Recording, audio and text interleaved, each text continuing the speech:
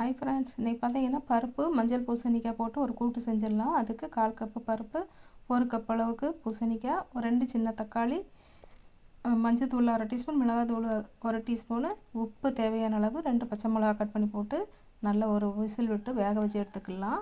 இதுக்கு பார்த்தீங்கன்னா அரை மூடி தேங்காவும் 1 டீஸ்பூன் அளவுக்கு ஜீரகம் போட்டு அரைச்சி வச்சுக்கலாம். இப்போ பாருங்கள், இந்த வேக வச்சுருக்க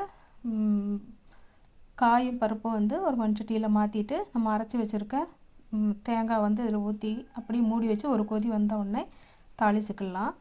இது கூடவே சாம்பார் பொடி போட்டு தாளித்தோன்னா சாம்பார் ஆயிரும். கொஞ்சம் தண்ணி அதிகமாக சேர்த்தா சாம்பார் ஆயிரும். இது வந்து ஒரு கூட்டு மாதிரி செய்கிறதுனால தண்ணி கம்மியாக தான் சேர்த்துருக்கேன். இப்போ எண்ணெய் ஊற்றி கடுகு போட்டு சின்ன வெங்காயம், வரமிளகா, கருவேப்பிலை, கொத்தமல்லி இலை போட்டு தாளித்து ஊற்றினோன்னா சூப்பரான பருப்பு பூசணிக்காய் கூட்டு ரெடி. ட்ரை பண்ணி பாருங்கள். பிடிச்சிருந்தா ஒரு லைக்கை போட்டுருங்க. பிடிச்சவங்களுக்கும் ஷேர் பண்ணிடுங்க.